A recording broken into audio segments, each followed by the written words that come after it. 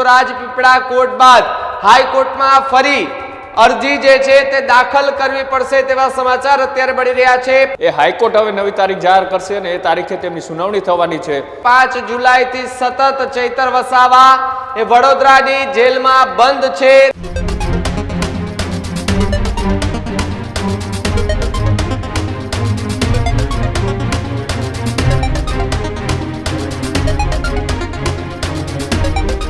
નમસ્કાર, આપ જોઈ રહ્યા છો ન્યૂઝ રૂમ અને આપની સાથે હું છું ભાવિક। સમાચાર એ ડેડિયાપાડાથી સામે આવી રહ્યા છે।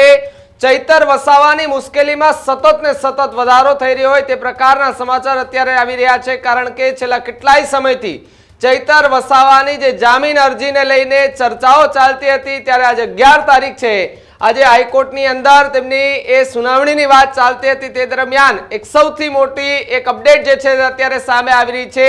ચૈતર વસાવાની જામીન અરજી રાજપીપળા કોર્ટમાં સાથે જ આમ આદમી પાર્ટીના ધારાસભ્ય ચૈતર વસાવાની જામીન અરજી રદ કરવામાં આવી હોવાના સમાચાર મળી રહ્યા છે। ચાર્જશીટ બાદ હવે હાઈકોર્ટમાં અરજી એ દાખલ કરવી પડશે। તો બીજી તરફ જો વાત કરવામાં આવે તો રાજપીપળા કોર્ટ બાદ હાઈકોર્ટમાં ફરી અરજી જે છે તે દાખલ કરવી પડશે તેવા સમાચાર અત્યારે મળી રહ્યા છે। 5 જુલાઈથી સતત ચૈતર વસાવા એ વડોદરાની જેલમાં બંધ છે। તો બીજી તરફ વિધાનસભાના સત્ર દરમિયાન 3 દિવસ એ હંગામી જામીન પર બહાર આવ્યા હતા। વિધાનસભા સત્રમાં એમણે હાજરી આપી હતી। તો બીજી તરફ ડેડિયાપાડામાં એટીવીટીની એ બેઠકમાં બબાલ થઈ હતી। તે બબાલને લઈ મામલો ઉશ્કેરાતા ચૈતર વસાવાની ધરપકડ કરવામાં આવી હતી। સતત 2-2.5 મહિના જેવો સમય થઈ ગયો છે। આ મુદ્દાને લઈને ચર્ચાઓ ચાલી રહી છે। ચૈતર વસાવાની જામીન અરજી એ રાજપીપળા કોર્ટમાં નામંજૂર કરવામાં આવી છે। આમ આદમી પાર્ટીના ધારાસભ્ય ચૈતર વસાવાની મુશ્કેલીમાં સતત વધારો, હજુ પણ એમને એ જેલમાં રહેવું પડે તેવી સ્થિતિ અત્યારે જોવા મળી રહી છે। ઘણા લાંબા સમયથી ચૈતર વસાવા એ ચર્ચામાં આવ્યા હતા, કારણ કે એવી આરોપ હતા એમના પર કે ભારતીય જનતા પાર્ટીના સંજય વસાવા પર તેમણે જીવલેણ હુમલો કરવાનો આરોપ હતો અને પોલીસે ફરિયાદના આધારે ચૈતર વસાવાની એ 5 જુલાઈના રોજ ધરપકડ કર્યા બાદ એ જેલની અંદર જોવા મળી રહ્યા છે। ત્યારબાદ એમના સમર્થકોમાં પણ આક્રોશ જોવા મળી રહ્યો છે।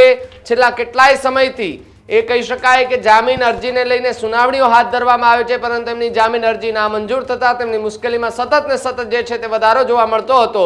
ન્યૂઝ રૂમ સ્ટુડિયોથી કૃણાલ મારી સાથે જોડાયા છે। કૃણાલ, જે રીતે ઘણા લાંબા સમયથી ચૈતર વસાવા એ ચર્ચામાં છે, 11 તારીખ આજે એમની સુનાવણી હાથ ધરવામાં આવી હતી, પરંતુ નર્મદા કોર્ટે ગઈકાલે રાત્રિના એવા સમાચાર મળે છે કે જામીન અરજી ફગાવી દીધી છે। બિલકુલ ભાવિક, વાત કરવામાં આવે તો ચૈતર વસાવા એ 3 દિવસના હંગામી જામીન ઉપર બહાર આવ્યા હતા। એ જે સત્ર હતું વિધાનસભાનું, તેમાં તેમને 3 દિવસ હાજરી પણ આપી। જે રીતના તેમને શરતોનું પાલન કરવાનું હતું એ તમામ શરતોનું તેમને પાલન કરી અને ગઈકાલે તેઓ 8 વાગ્યાના આસપાસ વડોદરાની સેન્ટ્રલ જેલ ખાતે એ ફરી હાજર પણ થઈ ગયા હતા। હવે વાત એમ છે કે ચૈતર વસાવા એ છેલ્લા 2 મહિના ઉપરથી એ જેલમાં બંધ છે। એટીવીટીની બેઠકમાં જે માથાકૂટ થઈ હતી, ગ્લાસ મારવાની ઘટના હતી, તેમાં લગભગ ચૈતર વસાવાની 5 વખત એ હાઈકોર્ટની અંદર તારીખ પડી હતી। વાત કરવામાં આવે તો એ 5 વખતની તારીખમાં એ છેલ્લી તારીખ 11 તારીખ હતી। એ તારીખમાં સૌ કોઈને આશા હતી કે ચૈતર વસાવા એ જેલમાંથી બહાર આવશે, પણ ગઈકાલે જ્યારે તેઓ વડોદરા સેન્ટ્રલ જેલમાં હાજર થયા ત્યારે જ એ ચાર્જશીટ દાખલ થવાની સાથે જ એ રાજપીપળા કોર્ટની અંદર તેમના જે જામીન છે નામંજૂર કરી દેવામાં આવ્યા। એટલે હવે તેમની જે આજે તારીખ હતી એ તારીખ પર સુનાવણી પણ નહીં થાય અને હવે આગળ એ ચૈતર વસાવાના વકીલ એ હવે ફરીથી એ હાઈકોર્ટની અંદર એ જામીન અરજી માટેની એક અરજી કરશે અને અરજી બાદ એ હાઈકોર્ટ હવે નવી તારીખ જાહેર કરશે અને એ તારીખે તેમની સુનાવણી થવાની છે। આજે સૌ કોઈ એવું માનતું હતું કે ચૈતર વસાવાના વકીલ એ આ મામલે ઉગ્ર દલીલો પણ કરશે। વિક્રમ ચૌધરી કરીને જે સિનિયર વકીલ છે તેઓ તેમનો કેસ લડી રહ્યા છે, પણ આ જે કેસ છે તેની અંદર શું કાંઈ ચાલી રહ્યું છે, આ કેસમાં શા માટે ચૈતર વસાવાના એ જામીન એ રાજપીપળા કોર્ટે રદ કર્યા, એ જ મામલે જે સરકારી વકીલ છે એ સરકારી વકીલે પણ શું કહ્યું હતું, આવો તે પહેલા સાંભળીએ। જે ચૈતરભાઈ વસાવા સામે જે એમની સામે આઈપીસીની કલમ 307 જે જૂની કહેવાય, નવીમાં બીએનએસ કલમ 109 જે ગુનો દાખલ થયેલો હતો, એમાં જે જામીન અરજી એમની અહીંયા આગળ એફઆઈઆરના બેઝ પર દાખલ કરેલી રદ કર્યા બાદ જે હાઈકોર્ટમાં દાખલ કરેલી એની 11/9ની તારીખ હતી, પરંતુ ચાર્જશીટ થઈ જતા એમને પરત ખેંચી જામીન ત્યાં વિથડ્રો કરી। વિડ્રો કર્યા બાદ અહીંયા આગળ ચાર્જશીટના ગ્રાઉન્ડ ઉપર ફરીથી જામીન અરજી દાખલ કરી. એ જામીન અરજીની સુનાવણી થતાં નામદાર સેશન્સ કોર્ટે આગલો જે એમનો હુકમ હતો એ જ ધ્યાનમાં રાખીને નવા કોઈ સંજોગો છે નહીં બદલાયેલા એ જોતા એમને ફરીથી જામીન અરજી રદ કરેલી છે.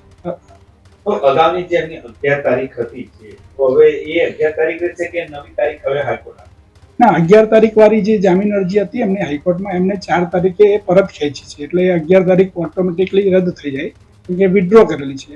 એમને ત્યાં હાઈકોર્ટમાં હાલમાં કોઈ જામીન અરજી પેન્ડિંગ નથી એટલે એ વિડ્રો થયા બાદ એમને અહીંયા આગળ જામીન અરજી ફરીથી દાખલ કરી ચાર્જશીટના ગ્રાઉન્ડ પર ને એ ફરીથી રિજેક્ટ થયેલી છે એટલે હવે એમને ફરીથી હાઈકોર્ટ જવું. ઘરના જે 3 દિવસના રિમાન્ડ પેરોલ પૂર્ણ થયા બાદ હવે એમને ક્યાં જવું?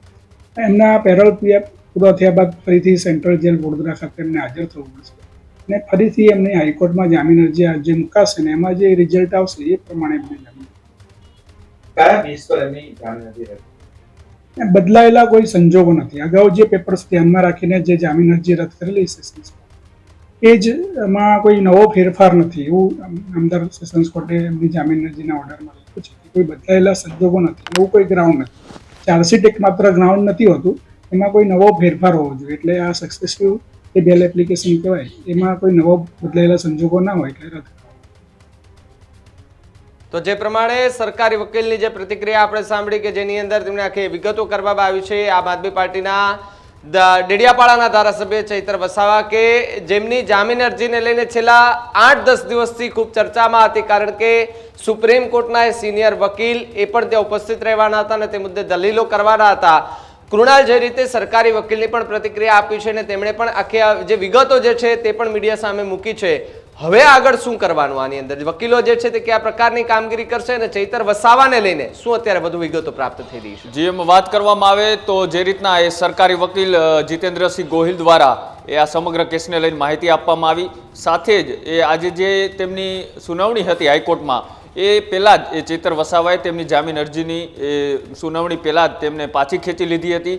તેમને રાજપીપળા કોર્ટની અંદર એ તેમની નામંજૂર થઈ અને સાથે જ હવે ચાર્જશીટ દાખલ થઈ. ચાર્જશીટ દાખલ થવાની સાથે જ હવે ચૈતર વસાવા દ્વારા ફરીથી એ ગુજરાત હાઈકોર્ટની અંદર એ તેમની જામીન અરજીને લઈ એક અરજી કરવામાં આવશે, તેની ઉપર સુનાવણી થશે.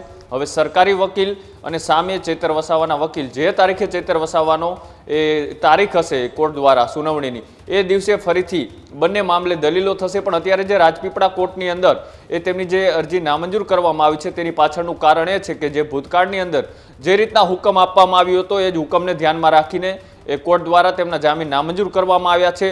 હવે કોર્ટ દ્વારા જ્યારે ચૈતર વસાવા એ અરજી કરશે જામીનની ત્યારે હવે કોર્ટ કઈ તારીખ આપે છે, સામે એ કોર્ટ દ્વારા તારીખ આપવામાં આવે તારીખે સરકારી વકીલ હાજર રહે છે કે કેમ તે સમય માગે છે કે નહીં. આની પહેલાં પણ ભૂતકાળમાં જ્યારે ચૈતર વસાવાની પહેલી સુનાવણી હતી ત્યારે સરકારી વકીલે ટાઈમ માગ્યો હતો. બીજી વખત વાત કરવામાં આવે તો ચૈતર વસાવાનો એ કોર્ટનો સમયગાળો પૂર્ણ થઈ ગયા બાદ એ તેમનો વારો ન આવી શક્યો. બાદમાં જ્યારે તેમનો વારો આવ્યો ત્યારે સરકારી વકીલે એ વકીલ બદલવાની માંગ કરી હતી. પછી ચોથી વખતની વાત કરવામાં આવે તો ચોથી વખતમાં એ કોર્ટની અંદર એ વકીલોની હડતાલ હોવાના કારણે પણ ચૈતર વસાવાની સુનાવણી નથી થઈ શકી અને 11 તારીખે એટલે કે આજે જ્યારે સુનાવણી હતી તે પહેલાં તેમને એક મોટો ઝટકો લાગ્યો અને ઝટકો એ કે તેમને સામેથી જે કોર્ટમાંથી તેમની જામીન અરજી પાછી ખેંચી લેવી પડી ચાર્જશીટ દાખલ થતાં અને સાથે જ રાજપીપળા કોર્ટની અંદર તેમની જે જામીન નામંજૂર થયા. એટલે હવે કોર્ટ દ્વારા એ નવી તારીખ આપવામાં આવશે ચૈતર વસાવા જ્યારે અરજી કરશે ત્યારે. એટલે ત્યારે હવે જોવાનું એ છે કે બંને વકીલો દ્વારા કેવી દલીલો કરવામાં આવે છે. આ કેસને લઈ ચૈતર વસાવાના એ જામીન મંજૂર થાય છે કે પછી એના ભૂતકાળની જે કેસો છે તેમને ધ્યાનમાં રાખી ભૂતકાળના જે કોર્ટના આપેલા હુકમને ધ્યાનમાં રાખી અને કોર્ટ આની અંદર કોઈ બીજો નિર્ણય કરે છે. ભાવિ જી કૃણાલ, ખૂબ ખૂબ આભાર જોડાવ બદલ અને માહિતી બદલ. તો જે પ્રકારે ચૈતર વસાવાની એ સતત ને સતત મુશ્કેલીમાં વધારો જોવા મળતો હતો અને ત્યારબાદ અત્યારે આ સમાચાર અને સરકારી વકીલની જે પ્રતિક્રિયા અને સાથે જેમણે જે વિગતો પણ જણાવી છે હવે આગળ કઈ તારીખ આવે છે એ સમય આવશે ત્યારે જ ખબર પડશે.